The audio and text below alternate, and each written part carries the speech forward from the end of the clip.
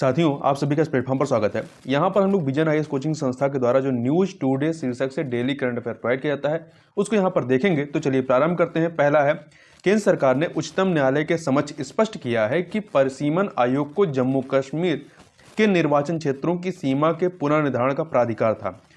कुछ समय पहले इसको लेकर के एक याचिका दायर की गई थी जिस पर परिसीमन आयोग के द्वारा जो जम्मू कश्मीर के निर्वाचन क्षेत्रों की सीमा का पुनर्निर्धारण किया गया था उस पर प्रश्न उठाए गए थे। तो देखिए, उच्चतम न्यायालय ने केंद्र शासित प्रदेश जम्मू और कश्मीर में हालिया परिसीमन को चुनौती देने वाली याचिका पर अपना निर्णय सुरक्षित रख लिया है। याचिका में यह तर्क दिया गया कि परिसीमन कार्य जो है वो संविधान के अनुच्छेद 170 का उल्लंघन करता है। क्योंकि इस अनुच्छेद के प्रावधान के अनुसार देश में अगला परिसीमन वर्ष 2026 के बाद किया जाएगा। याचिका के जवाब में केंद्र सरकार ने कहा कि जम्मू कश्मीर में परिसीमन कार्य 2026 तक नहीं रोका जा सकता था, क्योंकि परिसीमन के पीछे मुख्य विचार नवगठित केंद्र शासित प्रदेश में तत्काल लोकतंत्र सुनिश्चित करना था। भारत के चुनाव आयोग ने यह स्पष्ट किया कि निर्वाचन क्षेत्रों के परिसीमन से संबंधित किसी भी कानून की वैधता के मामले में संविधान के अनुच्छेद 329A के तहत न्यायिक हस्तक्षेप की अनुमति नहीं है। देखिए, मेघराज कोठारी बनाम परिसीमन आयोग मामले में उच्चतम न्यायालय ने निर्णय दिया था कि एक बार भारत के राजपत्र में आदेश प्रकाशित हो जाने के बाद इस तरह के आदेश को न्यायालय के समक्ष प्रश्नगत नहीं किया जा सकता।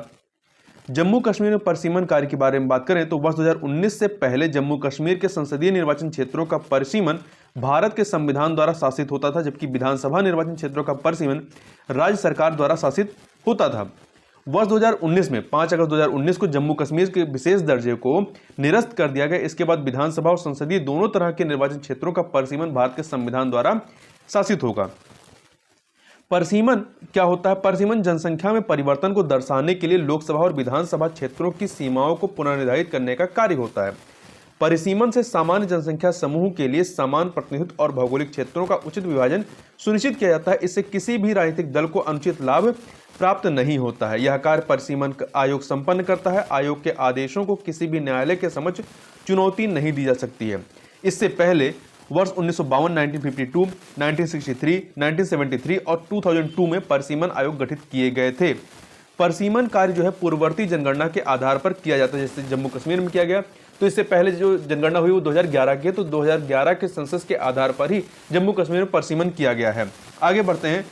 भारत 1 जनवरी 2023 को वासेनार अरेंजमेंट की अध्यक्षता ग्रहण करेगा। कब? 1 जनवरी 2023 को।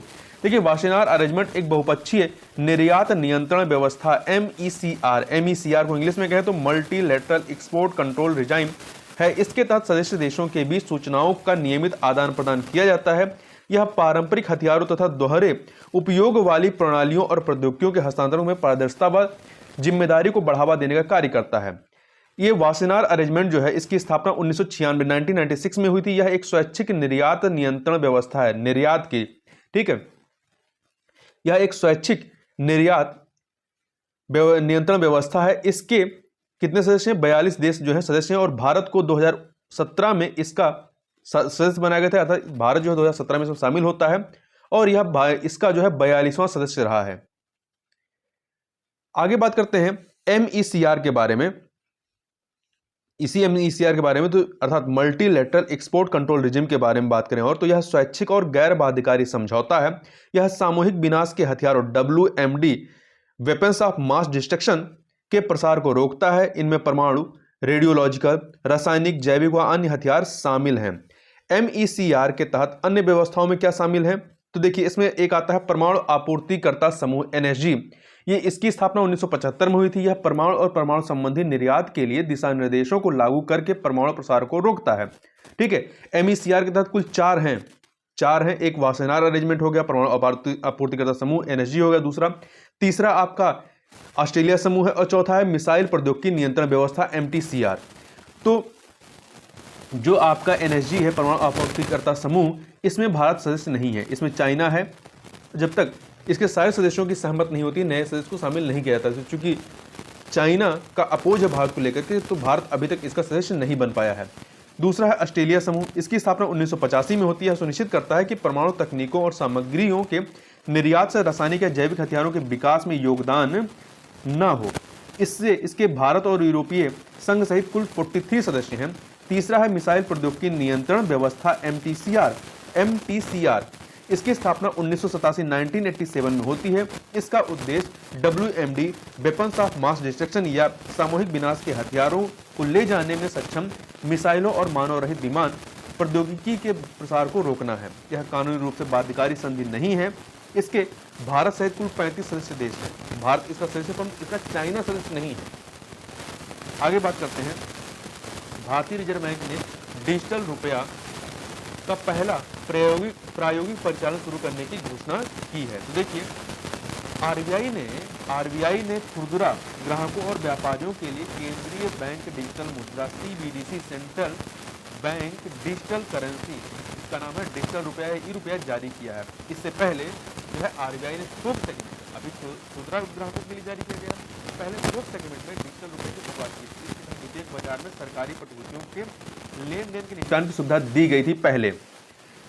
अब इसको और बढ़ा करके खुदरा ग्राहकों और व्यापारियों तक इसको पहुंचाया गया है। शुरुआत में डिजिटल मुद्रा को नियंत्रित मात्रा में जारी किया जाएगा। इसमें मुंबई, नई दिल्ली, बेंगलुरु और भुवनेश्वर शहरों में 4 bank SBI, ICICI bank, yes bank और IDFC फर्स्ट बैंक शामिल होंगे। ये बैंक कागजी मुद्रा के समान मूल्य वर्ग के डिजिटल टोकन जारी करेंगे। इस टोकन का उपयोग भुगतान करने और भुगतान प्राप्त करने के लिए किया जा सकता है। यह CBDC अर्थात जो डिजिटल रुपये भारतीय रिजर्व बैंक का केंद्रीय बैंक डिजिटल मुद्रा है, इसका क्या है, यह का एक अप्रत्यक्ष मॉडल है। देखिए, खुदरा ई-रुपया नगद का इलेक्ट्रॉनिक रूप होगा। जो खुदरा ई-रुपया है, ये क्या है, ये रूप नगद का एक इलेक्ट्रॉनिक रूप होगा। इसका इस्तेमाल मुख्य रूप से खुदरा लेन देन के लिए किया जा सकता है। मतलब जो छोटी मोटी चीज़ें आप डेली यूज में खरीदते हैं, उन चीज़ों के लिए इसका इस्तेमाल हो सकता है। यह निजी क्षेत्र, गैर वित्तीय उपभोक्ता और व्यवसायी सभी के उपयोग के लिए उपलब्ध होगा। चूंकि यह केंद्रीय बैंक की प्रत्यक्ष देयता होगी, इसलिए यह भुगतान और निपटान के लिए सुरक्षित मुद्रा तक पहुंच प्रदान करेगा। चूंकि इसको केंद्रीय बैंक ही जारी कर रहा है, तो इसकी सुरक्षा को लेकर के एक लोगों के बीच क्या होगी, सिक्योरिटी की भावना रहेगी। CBDC या डिजिटल रुपया आरबीआई द्वारा डिजिटल रूप में जारी वैध मुद्रा या लीगल टेंडर होता है। जैसे कि आपके नोट 10 रुपये या 20 रुपये, 500, ये जो नोटें जारी करती हैं, लीगल टेंडर होते हैं। इसी प्रकार से डिजिटल रुपया भी जो है, यह भी वैध मुद्रा है। यह फिएट करेंसी के समान है और फिएट करेंसी के साथ इसका विनिमय एक्सचेंज किया जा सकता है। जो आपके पास मुद्रा होती है, उसको आप डिजिटल में कन्वर्ट कर सकते हैं और डिजिटल वाले को इसमें कन्वर्ट कर सकते हैं। आगे देखते हैं, CBDC अर्थात केंद्रीय बैंक डिजिटल मुद्रा जारी करने और प्रबंधन के लिए जो मॉडल हैं, वो कौन कौन से मॉडल हैं? कुल 2 मॉडल हैं। एक प्रत्यक्ष मॉडल अर्थात सिंगल टीयर मॉडल। इसके तहत केंद्रीय बैंक जो है CBDC केंद्रीय बैंक डिजिटल मुद्रा प्रणाली के सभी पहलुओं के प्रबंधन के लिए जिम्मेदार है। इनमें डिजिटल मुद्रा जारी करना, खाता रखरखाव और लेन देन सत्यापन शामिल है। दूसरा है अप्रत्यक्ष मॉडल, 2 टीयर मॉडल। इसके तहत केंद्रीय बैंक तथा अन्य मध्यवर्ती बैंक और कोई अन्य सेवा प्रदाता सभी अपनी अपनी भूमिका निभाते हैं। अप्रत्यक्ष मॉडल वर्तमान भौतिक मुद्रा प्रबंधन प्रणाली के समान है। इसके तहत बैंक आम लोगों के मध्य नोटों के वितरण, खाता रखरखाव, अपने ग्राहकों को जानो अर्थात KYC नो योर कस्टमर के लिए जरूरी नियमों का पालन और धन शोधन आदि जैसी गतिविधियों का प्रबंधन करते हैं। आगे बढ़ते हैं। आगे हम लोग देखते हैं, भारतीय रिजर्व बैंक RBI ने शहरी सहकारी बैंकों अर्बन कॉर्पोरेट बैंक्स के लिए संशोधित विनियामक फ्रेमवर्क जारी किया है। इस फ्रेमवर्क का उद्देश्य बड़े आकार के शहरी सहकारी बैंकों के बनने और अधिक जटिल व्यावसायिक गतिविधियों के संपादन की उनकी बढ़ती महत्वाकांक्षा के संदर्भ में शहरी सहकारी बैंकों की भावनाओं को संतुलित करना है। अब यहाँ देखते हैं कि इस फ्रेमवर्क में क्या क्या चीजें हैं।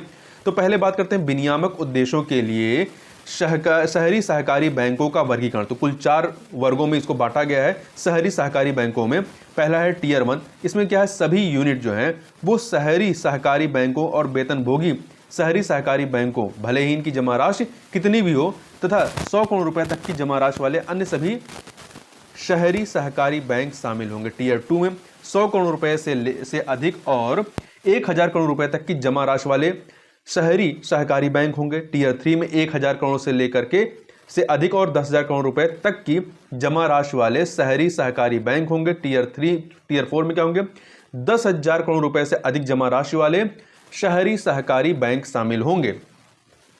अब न्यूनतम नेट वर्थ की बात करें तो एक ही जिले में संचालित टीयर 1 टीयर 1 के शहरी सहकारी बैंकों की न्यूनतम नेटवर्थ जो है 2 करोड़ रुपए होनी चाहिए, जबकि अन्य सभी जो टीयर हो, टीयर 2, टीयर 3, टीयर 4, अन्य सभी टीयर की शहरी सहकारी बैंकों की न्यूनतम नेटवर्थ 5 करोड़ रुपए होनी चाहिए। जो शहरी सहकारी बैंक वर्तमान में उपर्युक्त न्यूनतम नेटवर्थ के मानदंडों को पूरा नहीं करते हैं, उन्हें चरणबद्ध तरीके से न्यूनतम नेटवर्थ प्राप्त करनी होगी। अगला है जोखिम भारित अस्थियों की तुलना में पूंजी अनुपात, CRAR, या इसे इंग्लिश में कहते हैं capital to risk weighted asset ratio. तो देखिए, इससे पहले थोड़ा सा हम लोग समझ लेते हैं कि जोखिम भारित परिसंपत्ति क्या होती है। RWA अर्थात रिस्क वेटेड असेट, ये होता क्या है। तो देखिए, इसकी यदि बात करें तो यह एक बैंकिंग प्रणाली का शब्द है। इसका जो उपयोग है वो न्यूनतम पूंजी निर्धारित करने के लिए किया जाता है, जिससे बैंकों के दिवालियापन के जोखिम को कम करने के लिए रिजर्व के रूप में बैंकों को रखना पड़ता है। मतलब एक ऐसी पूंजी होती है जिसको खुद को दिवालिया होने से बचाने के लिए ये एक रिजर्व के रूप में रखा जाता है बैंकों के द्वारा।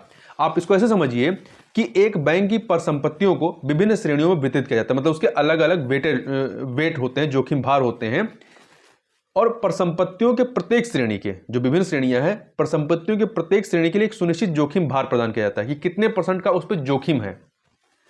इसको आप उदाहरण समझिए, मान लीजिए कि किसी बैंक की 2 परिसंपत्तियां हैं, A और B। A जो असेट है, इसकी रकम कितनी है? इसकी रकम है 5,000।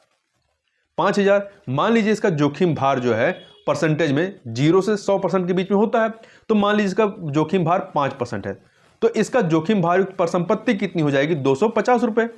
इसी प्रकार से एक दूसरा जो एसेट है, इसकी रकम जो अमाउंट है वो कितनी है? 3,000 है। 3,000 मान लीजिए इस पे जो जोखिम भार है वो 0% है, तो इसका 0% क्या हो जाएगा? 0 हो जाएगा। तो टोटल बैंक के 2 एसेट थे ना, A और B, तो कुल जोखिम भार युक्त परिसंपत्ति क्या हो जाएगी? 250 प्लस 0 अर्थात 250। तो उस बैंक की जो कुल जोखिम भार युक्त परिसंपत्ति कितनी हो जाएगी? 250 रुपए हो जाएगी। ये इसको रिजर्व के रूप में रखना होगा। अब आगे बात करते हैं जोखिम भारित अस्थियों की तुलना में पूंजी अनुपात, CRAR क्या होता है। इसे पूंजी पर्याप्तता अनुपात भी कहते हैं, कैपिटल एडुकेसी रेशियो भी कहा जाता है। देखिए ये क्या होता है, ये बैंक की उपलब्ध पूंजी का एक माप है जिसे बैंक के जोखिम भारित क्रेडिट एक्सपोज के परसेंटेज के रूप में व्यक्त किया जाता है। अब यहां पे इसके बारे में बात करें तो देखिए, टीयर 1 के जो शहरी सहकारी बैंक हैं, इनके लिए न्यूनतम CRAR ये जो है को उनकी जोखिम भारित परिसंपत्तियों RWA के 9% पर बरकरार रखा गया है। वहीं टीयर 2 टीयर 4 के लिए, टीयर 2 से टीयर 4 मतलब टीयर 2 टीयर 3 टीयर 4 के जो शहरी सहकारी बैंक हैं, इसके लिए इसे संशोधित कर 12% कर दिया गया है ताकि उनकी पूंजी संरचना को मजबूत किया जा सके। वहीं टीयर 2 से टीयर 4 के शहरी सहकारी बैंक जो वर्तमान में जोखिम भारित परिसंपत्तियों के 12% के संशोधित CRAR मानदंड को पूरा नहीं करते, उन्हें चरणबद्ध तरीके से पूरा करना होगा। आगे बात करते हैं आर्थिक रूप से मजबूत और सुप्रबंधित, financially sound and well managed FSWM के बारे में। तो FSWM दर्जा निर्धारित करने के लिए संशोधित मानदंड निम्नलिखित हैं। कौन सा? 3% से अधिक का निवल NPA अर्थात गैर निष्पादित परिसंपत्ति नहीं होना चाहिए। पिछले वित्तीय वर्ष के दौरान CRR और SLR मानदंडों के अनुपात में कोई डिफॉल्ट नहीं होना चाहिए। CRR नगद आरक्षित अनुपात होता है और SLR सांविधिक तरलता अनुपात होता है। आंतरिक प्रबंधन नियंत्रण प्रणाली मजबूत होनी चाहिए और बोर्ड में कम से कम 2 पेशेवर निदेशक होने चाहिए। दूसरा, कोर बैंकिंग समाधान CBS पूरी तरह से लागू होना चाहिए। आगे बात करते हैं, आगे देखते हैं प्रधानमंत्री आवास योजना ग्रामीण के लिए जमीन आवंटित नहीं होने पर केंद्र सरकार निधि में कटौती करेगी। यदि राज्य सरकारें प्रधानमंत्री ग्रामीण आवास योजना के भूमिहीन लाभार्थियों को भूमि उपलब्ध कराने में असमर्थ रहती हैं तो केंद्र सरकार अपने हिस्से के आवंटित राशि को वापस ले सकती है। प्रधानमंत्री आवास योजना ग्रामीण केंद्र प्रायोजित योजना है। इसका शुभारंभ कब होता है? अप्रैल 2016 में। इसका लक्ष्य मार्च 2022 तक ग्रामीण गरीबों के लिए 2.95 करोड़ मकानों का निर्माण करना है। यह योजना ग्रामीण विकास मंत्रालय ने शुरू की थी। इस योजना के लाभार्थियों का चयन सामाजिक, आर्थिक और जातिगत जनगणना 2011 के आंकड़ों के आधार पर आवास से वंचन मापदंडों का उपयोग करके किया गया है। और इसके तहत जो लाभार्थियों के ग्राम सभा जो है वो पात्र लाभार्थियों की पुष्टि करता है। इसमें अन्य योजनाओं के लाभों को शामिल करने का प्रावधान भी किया गया, जैसे कि प्रधानमंत्री उज्ज्वला योजना के तहत एलपीजी कनेक्शन दिया जाना और अन्य योजनाओं को भी, ये शौचालय बनाने का, वो सब भी इसमें शामिल किए गए हैं। कोविड महामारी के कारण लक्ष्य की प्राप्ति की समय सीमा को 2 साल और बढ़ाकर के मार्च 2024 कर दिया गया, जो कि मार्च 2022 में पूरा होना था, इसे मार्च 2024 तक कर दिया गया है। नवंबर 2022 तक 2.06 करोड़ मकानों का निर्माण किया जा चुका है। क्रियान्वयन के दौरान जो समस्याएं उत्पन्न हो रही हैं, उन समस्याओं की बात करें तो पहला है वित्त तक पहुंच की। ग्रामीण क्षेत्रों में नया मकान बनाने के लिए सब्सिडी के रूप में 1.2 से लेकर के 1.3 लाख रुपए की राशि अपर्याप्त सिद्ध हो रही है। 1,20,000 से 1,30,000 रुपए जो दिए जाते हैं ये अपर्याप्त सिद्ध हो रहे हैं। दूसरा है अन्य योजनाओं के लाभों को शामिल करना। अलग अलग अध्ययनों तथा नियंत्रक महालेखा परीक्षक कैग की रिपोर्ट से यह पता चलता है कि मनरेगा जैसी अन्य योजनाओं के साथ इसका पर्याप्त अभिसरण नहीं हुआ है। तीसरा, कुछ राज्यों में योजना के कार्यान्वयन में कमी है। कुछ राज्य अपने हिस्से की राशि जारी करने में देरी करते हैं, इससे योजना की प्रगति काफी प्रभावित हो रही है। आगे बात करते हैं राष्ट्रीय एड्स नियंत्रण संगठन NACO, National AIDS Control Organisation के अनुसार HIV संक्रमण दर में गिरावट दर्ज की गई है। देखिए, विश्व एड्स दिवस जो कि 1 दिसंबर को मनाया गया, 1 दिसंबर 2022 को मनाया गया, तो विश्व एड्स दिवस पर नाको द्वारा जारी डेटा के अनुसार वर्ष 2010 और 2021 के बीच भारत में HIV संक्रमण की वार्षिक दर में 46% की गिरावट दर्ज की गई है और वहीं वैश्विक स्तर पर औसत 32% की गिरावट दर्ज की गई है। मतलब भारत जो है इस मोर्चे पे बेहतर परफॉर्म कर रहा है। इसके अतिरिक्त एड्स से संबंधित मृत्यु दर 76% की गिरावट आई है। नाको राष्ट्रीय एड्स नियंत्रण संगठन यह स्वास्थ्य और परिवार कल्याण मंत्रालय के तहत एक संगठन है। यह राष्ट्रीय एड्स नियंत्रण कार्यक्रम के गतिविधियों के लिए एक नोडल एजेंसी के रूप में कार्य करता है। इसकी स्थापना कब की गई थी? इसकी स्थापना 1992 में की गई थी और जो पहला राष्ट्रीय एड्स नियंत्रण कार्यक्रम चलाया गया था वो 1992 से लेकर के 1999 के लिए चलाया गया था। विश्व एड्स दिवस पर स्वास्थ्य तथा परिवार कल्याण मंत्रालय ने भी कई पहलों की घोषणा की है। ये पहलें कौन सी हैं? पहला है राष्ट्रीय डिजिटल रिपोजिटरी। यह एक डिजिटल हब है। यहाँ HIV और एड्स संबंधित सभी संसाधन सामग्रियां आम जनता के लिए उपलब्ध होंगी। दूसरा, नाको का राष्ट्रीय डेटा हब। यह आंतरिक उपयोग के लिए प्रमुख रिपोर्ट्स, दस्तावेजों और नाको से संबंधित अनुमोदित डेटा के लिए केंद्रीय डिजिटल भंडार होगा। तीसरा है हैशटैग अब नहीं चलेगा अभियान। यह HIV संबंधित कलंक और भेदभाव को खत्म करने का अभियान है। विश्व एड्स दिवस जो कि 1 दिसंबर 1988 से विश्व स्तर पर मनाया जाता है। विश्व एड्स दिवस 1 दिसंबर 2022 की थीम क्या रही है? इक्वलाइज। इक्वलाइज मतलब होता है बराबरी। इक्वलाइज का प्रचार वाक्य जो है HIV संक्रमित और प्रभावित आबादी में असमानताओं को दूर करने के लिए व्यवहारिक कार्रवाई करने तथा एड्स को समाप्त करने में मदद करने का आह्वान है। HIV अर्थात ह्यूमन इम्यूनो डिफिशियंसी वायरस रोग जो है, ये HIV रोग और संक्रमण से लड़ने, HIV जो होता है ये रोग और संक्रमण से लड़ने वाली महत्वपूर्ण कोशिकाओं को नष्ट करके व्यक्ति की जो प्रतिरक्षा प्रणाली होती है उसको कमजोर कर देता है। वर्तमान में HIV के लिए कोई प्रभावी इलाज नहीं है। हालांकि उचित चिकित्सा देखभाल से HIV को नियंत्रित किया जा सकता है। यदि HIV का इलाज नहीं किया जाता तो यह एड्स का रूप धारण कर लेता है। देखिए, HIV और एड्स दोनों अलग हैं। HIV ही आगे चल करके एड्स बनता है।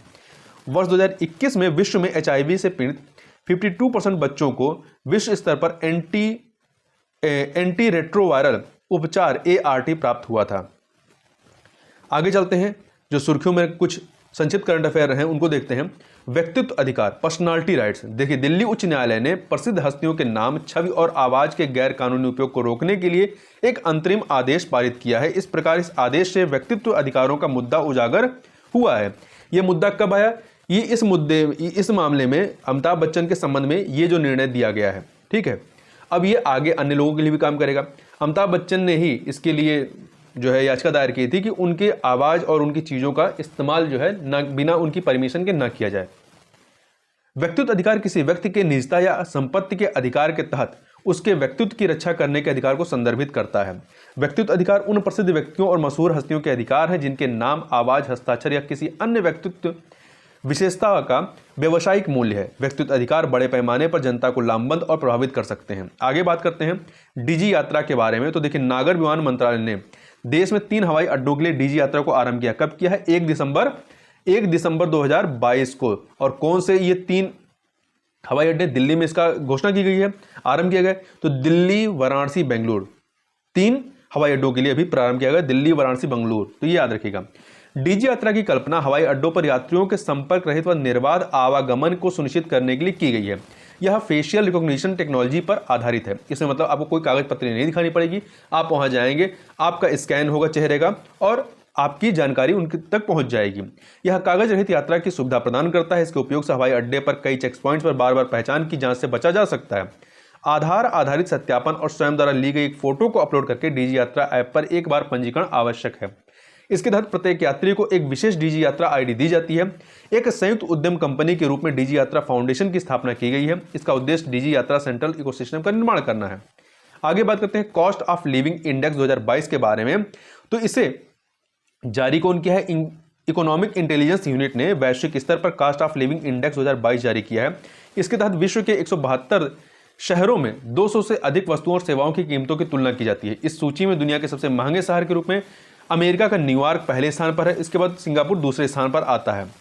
Economist intelligence unit the economist group का अनुसंधान और विश्लेषण प्रभाग है। द इकोनॉमिस्ट न्यूज़पेपर की सहयोगी कंपनी है और EIU इकोनॉमिस्ट इंटेलिजेंस यूनिट का गठन कब किया गया था? 1946 में।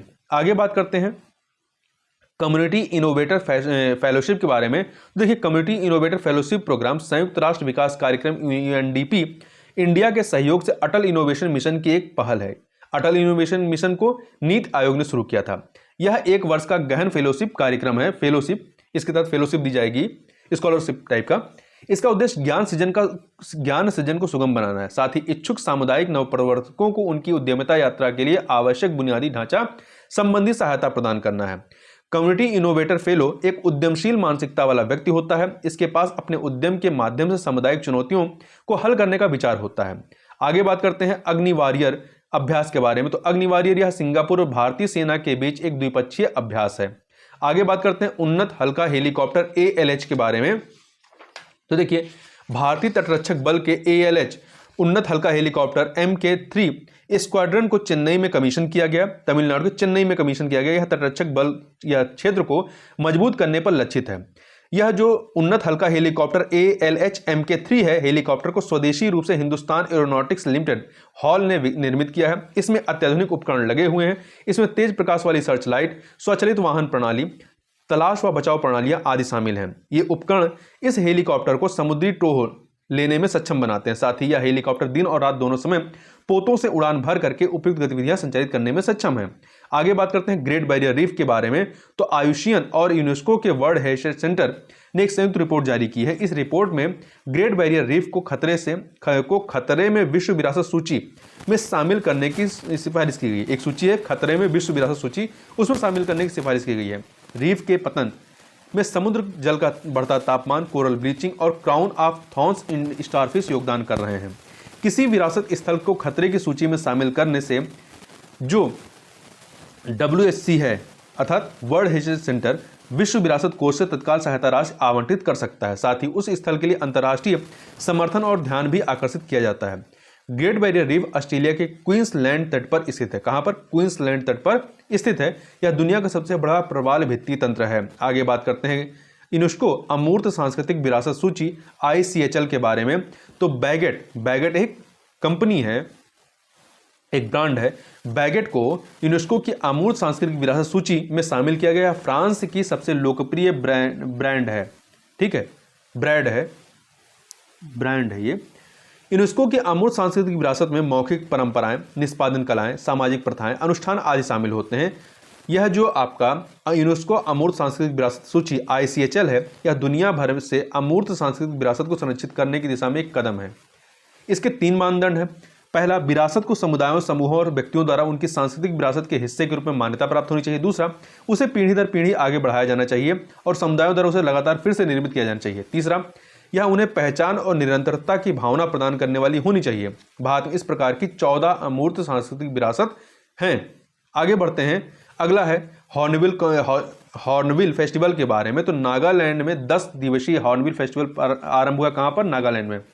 हॉर्नबिल फेस्टिवल के बारे में बात करें तो यह नागालैंड की देशज योद्धा जनजातियों के सबसे बड़े समारोहों में से एक है।